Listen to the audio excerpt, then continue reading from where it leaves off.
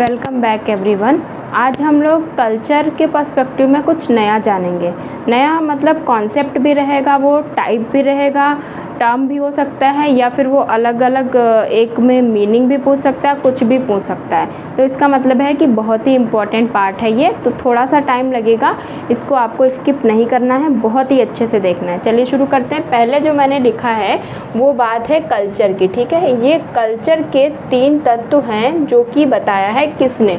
सबसे पहले वो जान लेते हैं कि ये तीनों तत्व बताया किसने है। ये 3 तत्व बताए हैं लिंटन ने, यानी कल्चर को इन 3 भागों में बांटा है किसने, लिंटन ने। अब ये ऑब्जेक्टिव में पूछेगा कि कौन सा चौथा नहीं था, इसमें एक और कोई डाल देगा, तो वो फाइंड आउट करना होगा आपको। तो इसलिए ये तो इम्पोर्टेंट हो ही गया।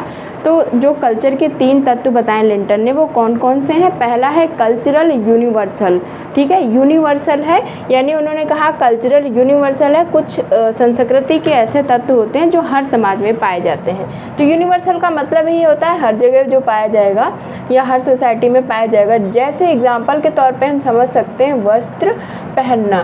तो वस्त्र पहनना तो एक हर समाज की कल्चर है, आपको पहनना ही पड़ेगा, है ना। तो बिना वस्त्र पहने आप कैसे रह सकते हैं, तो वो पहनना ही पड़ेगा। तो ये सार्वभौमिक हो गया, कल्चर यूनिवर्सल हो गया। दूसरा उन्होंने बताया कल्चरल अल्टरनेटिव्स। इन्होंने कहा हर समाज में या हर व्यक्ति के पास कुछ अल्टरनेटिव्स होते हैं। जैसे हर व्यक्ति को खाना तो खाना ही है, लेकिन वो खाना हो सकता है वो घर पे बैठ के खाए या फिर वो किसी होटल में जाकर खा ले।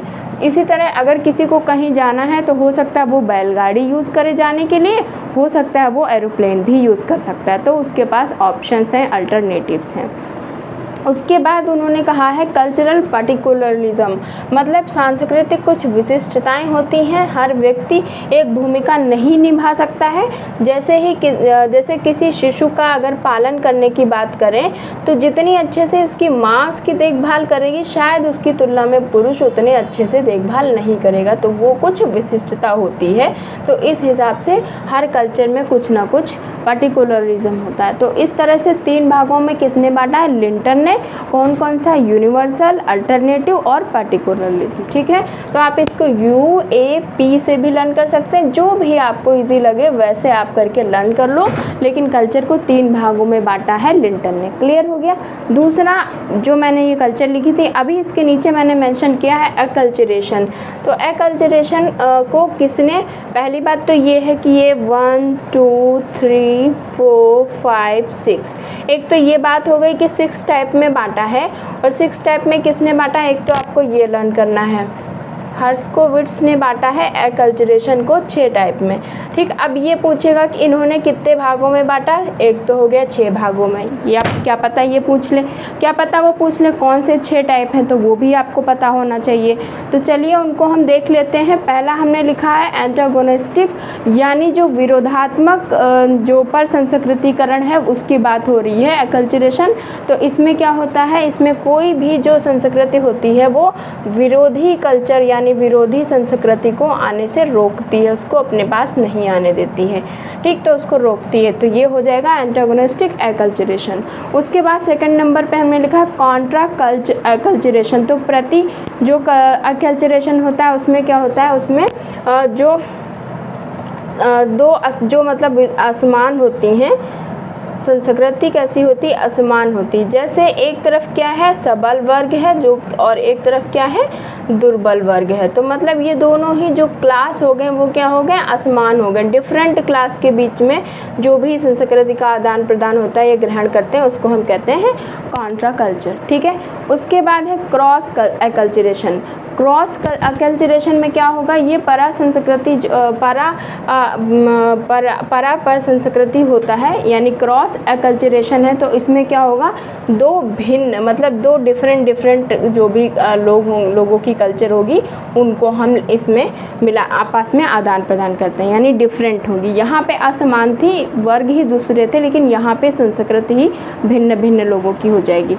चौथे नंबर पर है वॉलंटरी एक्लचरेशन, यानी ऐच्छिक, जो ऐच्छिक हो जाएगा। उसमें क्या होगा, उसमें हो जाएगा वो व्यक्ति जो भी होगा अपनी इच्छा के अनुसार दूसरे की जो भी कल्चर होगी उसको लेता है अपनी इच्छा के अनुसार, ठीक है। उसके बाद मार्जिनल अकल्चरेशन। मार्जिनल अकल्चरेशन में क्या होता है, हर संस्कृति को कुछ सीमा होती हैं, तो संस्कृति की सीमाओं तक वो वहाँ तक जाके फिर क्या करता है, सीमांत हो जाता है। तो संस्कृत की सीमा तक बात होती है इसमें, वहाँ तक उसको लेता है। उसके बाद प्लांटेशनल अकल्चरेशन में क्या होता है, जो दूर दूर देशों के कल्चर का आदान प्रदान होता है। इसमें दूर दूर के देश होते हैं, उनके बीच में उनकी कल्चर का जब आदान प्रदान होता है, लेते हैं, एक दूसरे से ग्रहण करते हैं, तो उसे हम कहते हैं प्लांटेशनल या सुदूरवर्ती पर संस्कृतिकरण। ठीक है, तो अकल्चरेशन के 6 टाइप किसने बताया, हर्स्कोविट्ज़ ने, और बहुत ही शॉर्टकट में समझाने की कोशिश की मैंने। तो ये 6, तो एक तो ये लर्न होना चाहिए किसने दिया, मीनिंग इतना ज़रूरी नहीं है, बस आपको ये पता होना चाहिए एंटागोनिस्टिक है, कॉन्ट्रा है, क्रॉस है, वॉलंटरी, मार्जिनल और प्लांटेशनल, ये इतने इनके जो टाइप्स हैं अकल्चरेशन के वो हैं। 2 छोटे छोटे कॉन्सेप्ट और मेंशन किए हमने। तो अधिसावयवी जो अवधारणा है, इसकी सबसे बात पहले किसने करी, वो सबसे पहले अगर पूछेगा तो हो जाएगा लिपर्ट फर्स्ट पे। ठीक है, लेकिन वही बात अगर पूछेगा पॉपुलर किसने किया या आगे किसने बढ़ाया, तो वो हो जाएगा आपका स्पेंसर। तो ये दोनों ही चीज़ आपको याद करना है। अधिसावयवी अवधारणा को सबसे पहले लिपर्ट ने दिया और उसको आगे बढ़ाया स्पेंसर ने। लास्ट एक छोटा सा हमने और लिखा है कि संस्कृत को किसने प्रबाल, वित्ता या मूंगे की दीवार कहा है, तो ये भी पूछा जाता है, इम्पॉर्टेंट है पीजीटी वगैरह के लिए। तो ये है क्रोबर, तो ये भी आपको लर्न करना है। तो आज का हमारा ये जो पार्ट था बहुत ही इम्पॉर्टेंट था आप सभी के लिए। तो अगर आप इसको फर्स्ट टाइम देख रहे हैं तो अच्छे से नोट कर लेना, काफ़ी इम्पॉर्टेंट क्वेश्चंस आ सकते हैं इसमें से, और इनको रिवाइज करते रहना। Thank you for watching the video.